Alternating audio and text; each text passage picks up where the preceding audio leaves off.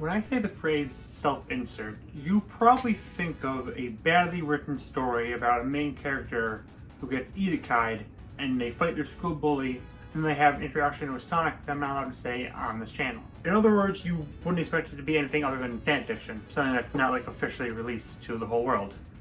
However, sometimes self-inserts do make it into official works. They do say write what you know after all. So here are 10 examples I could find of self-inserts in actual delivered media. Let's go. Little girl with an adorable red cape and great flaming eyebrows.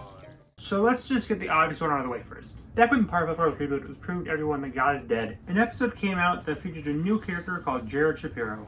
He was portrayed as a romantic love interest for Blossom with no other real character traits. That's not the thing people cared about though. They cared about how he's based on and voiced by Jake Goldman, a writer for the show. Even taking the cringy self-insert thing aside, people were pretty upset about this because Blossom is, a child. And while Jared is aged down here, he is based on someone who's decades older than her. This leads to a lot of major accusations, like pedophilia. I think that's a bit too far though, like come on. When has a guy named Jared ever been a pedophile? But the reason he's lower isn't just because he's the most well-known example, because he kinda doesn't fit. Jake himself didn't write this. It was the other writers who decided to base it off of him. He still approved of this and voiced a character that's basically him though, so I feel like it still counts. Also, to his credit, as cringy as this isn't the worst Blossom ship. Did you know there's people who ship Blossom with a coup from Samurai Jack? Where do we go wrong as a species? Great flaming eyebrows. Binding of Isaac is a wholesome little game of Tyler trying to escape from his homicidal mom by escaping his own personal heck where literally everything is poop. Fun for the whole naked, murderous family. The game is a creation of Edmund McMillan, who also made Meat Boy. You can tell that Edmund was proud of this game, which explains the multiple add-ins and expansions it got.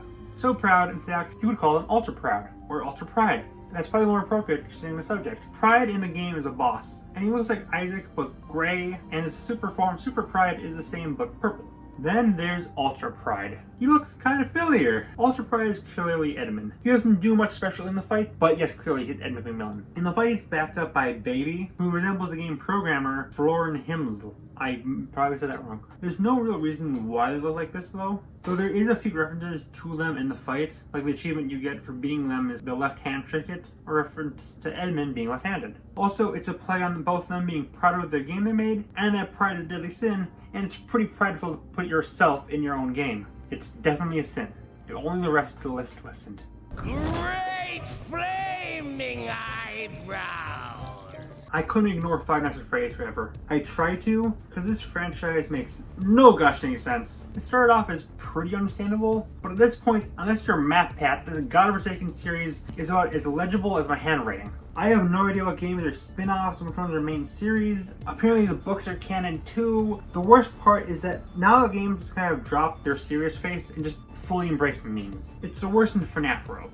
It's an RPG full of bounty characters and complete nonsense. But the strongest character in this entire game is a homicidal Cloud. The second strongest is a guy named Anim Dude. He looks like the protagonist from Scott Cawthon's old game, There's No Pause Button, who's also Scott's avatar. He claims to be the creator of this world, and he wants to destroy the animatronics because of their bad fandom. Holy frick, this is Scott Cawthon. This is super unsubtle, but what would you expect from FNAF at this point? The fourth wall of this series is about his non-existent and hope in humanity. Of course Scott is going to make himself a character. This isn't even the only time. In a later game, a phone call says that the pizzeриa's reputation was ruined by some crazy game developer, and heck, the phone guy in the first couple of games were voiced by him. Nothing is off limits in this series, and they want off this crazy child murder-filled ride.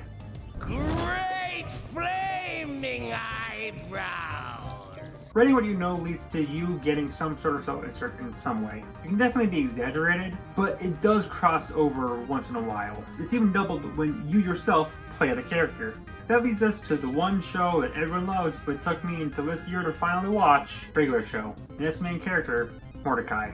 Show creator J.D. Quintel voices Mordecai, and he basically made that he's just him as a Blue Jay. Now, I'm not going to claim every character voiced by the creator is a self-insert. I mean, all of these guys are voiced by the creators. I wouldn't call any of them self-inserts, would you? But as for JG and Mordecai, well, I'm not going to say that he's the Brit equivalent of a furry, but I'm not going to say that. He uses his normal voice to voice him, and he's pretty much stated that everything he's done in the show would be what he would do in the moment. You know, moments like dating, playing video games, fighting extra-dimensional god that resembles your best friend, stuff like that. Also, since I'm here, the main character from Close Enough is also based off him, and again, it's voiced by him in his normal voice, and like, they're not even subtle with this one, like, they look the exact same. You know, it's kind of funny when you think about it. There was that whole meme about Mordecai being a simp. I wonder how JG reacted to it. I'm sure he said pretty hard. Having some random people on Twitter call you a simp when you're married and have 2 successful shows on your belt, truly a sad thing to have. Great flaming eyebrows! So I was debating if I should include the Stan Lee cameos on this list. They were arguably the most well-known Arthur cameo in history, so it definitely deserves a mention, but this goes deeper than that. Basically, every character Stan Lee and his fellow Marvel colleagues made are some way based on them. The Fantastic Four are modeled after Stan Lee, Sol Brodsky, Flo Steinberg, and most notably, Jack Kirby, whose counterpart is The Thing, as both are Jewish and from the same part of New York. Spider-Man is a combination of both Steve Ditko's shyness, physical appearance, and hometown, and Stan Lee's way of talking and acting. J. Jonah Jameson is also based off Stan, just a more grouchy version of him. Stan also said he wanted to play in a movie eventually, though he did admit that J.K. Simmons did a great job. The most obvious example of Stan Lee and his amazing friends appearing in the comics is a character everyone only knows from Versus Debating, the one above all. He's explicitly the creator of everything in the entire Marvel multiverse. The Marvel Universe even described it as an extension of one above all's personality. If that's not subtle enough, he even looks like Jack Kirby and some other writers. So, frick it. This entire segment is dedicated to Stan Lee, Steve Ditko, Jack Kirby, and all the other crazy dudes at Marvel who decided to make all characters just themselves with the ability to destroy a building in just a single punch. Godspeed, you all. Great flaming eyebrows! So obviously there's a very negative stereotype around self-inserts. Like, usually they're just like Mary Sue's or whatever. But what if you made a character that was yourself, but also a complete loser, but also the strongest character in, like, ever, and also it's Saitama. So I'm talking about Saitama. That sounds weird on paper, but think about it. Throughout One Punch Man, Saitama is constantly underestimated, but somehow manages to pull through. This is supposed to be a parallel to the manga's creator, One, who is always underestimated, mostly because of his sketchy, unprofessional art style. However, just like Saitama becomes the strongest man in the world, One becomes one of the most highly regarded manga writers, and the creator of not just one, but 2 of the biggest shows in anime. Also, Saitama is mostly out of the limelight and isn't well known among the world, which I'm going to take as a nod to One never having his face posted. I'm starting to think that he's maybe a ghost. Maybe Dimple was a real self-insert all along. Great flaming eyebrows! Pretty common occurrence in writing is not just having one character be your self-insert, but instead taking separate parts of your personality and spreading them across all the characters you make. It's like a Horcrux, but worse. There's a lot of examples I could pick for this slot, but because I am me, I'm gonna go with Peanuts and its creator, Charles Schulz. Schulz was pretty open that his characters were just extensions of himself. Charlie Brown is his insecure side, Linus is his more intelligent side, Snoopy is his secret god complex, so on and so forth. On a serious note, Snoopy in the final strip did actually stand in for Schulz, as he was the one who wrote his final message. Charlie Brown is the one he's most alike with. He's basically just himself as a kid. All the characters around him were also based off people from his life. Lucy was a neighbor, Pet Perma Patty was a cousin, Snoopy was his actual dog Spike, etc., etc. Upon seeing how popular the stories of himself are, Snoopy decided to self-insert himself into real life.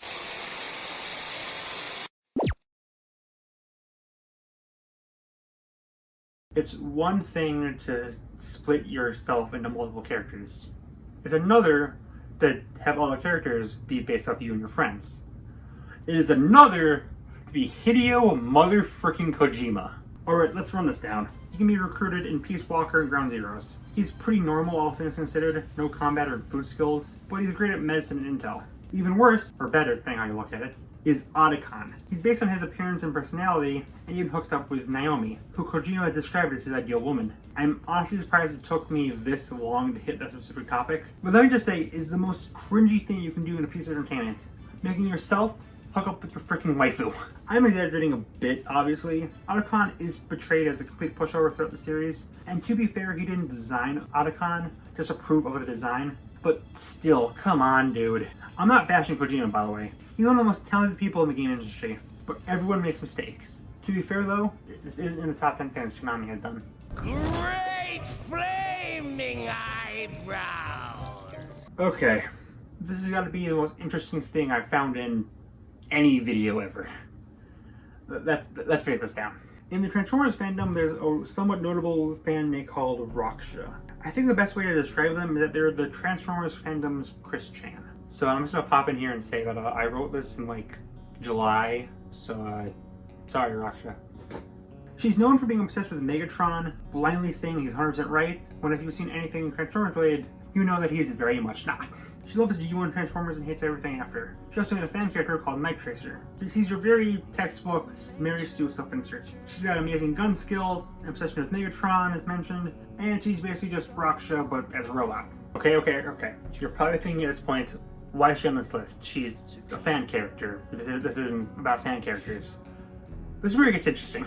Another claim she has is hosting the 1995 BotCon, a convention based around Transformers. As part of BotCon, a toy of Night Tracer was made and is available for extremely low quantities, around 300 or so. The kicker though is this. Hasbro also had a major part in BotCon, as in everything in it went through them. So since they signed off on it, this means yes, Night Tracer is a canon Transformers.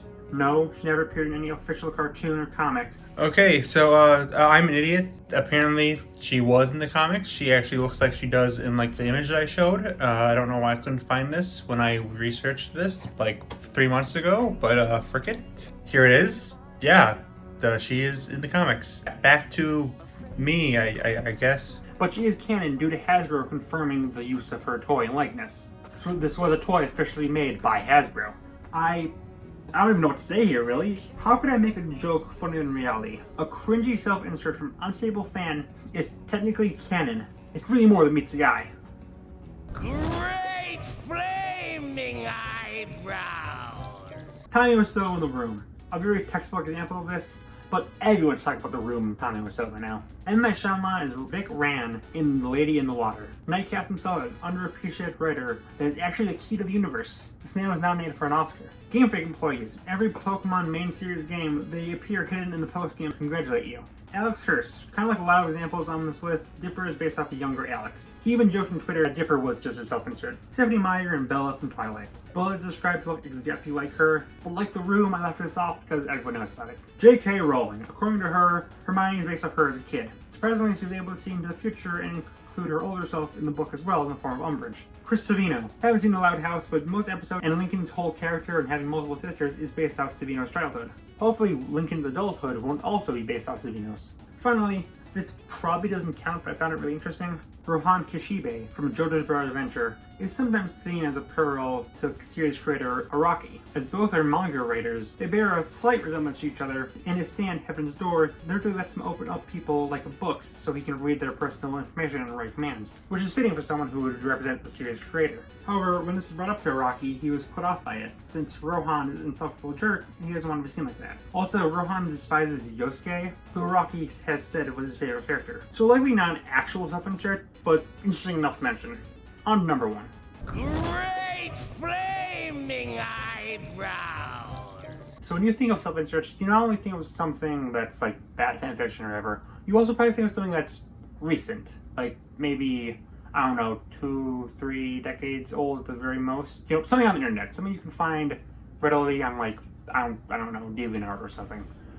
You don't think of something, however, that's 6 centuries old.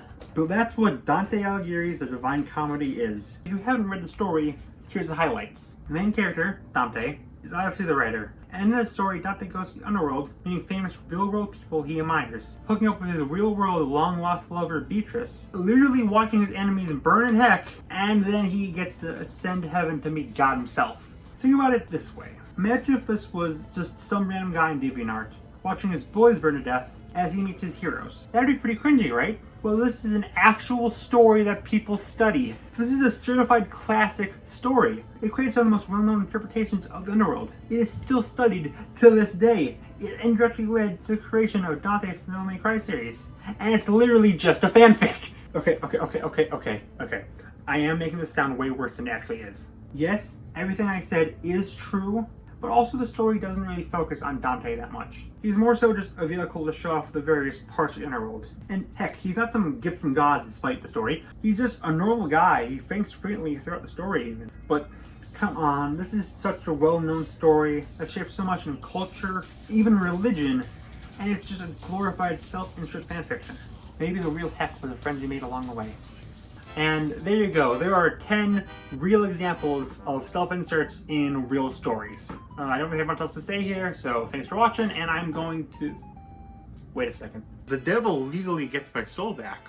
Wants to make a video without mentioning Kirby. Oh no. Oh god. Oh god, something. No! No! No! No!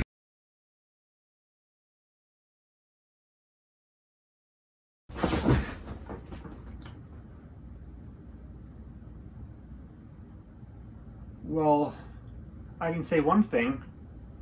Dante wasn't right. That was perfect.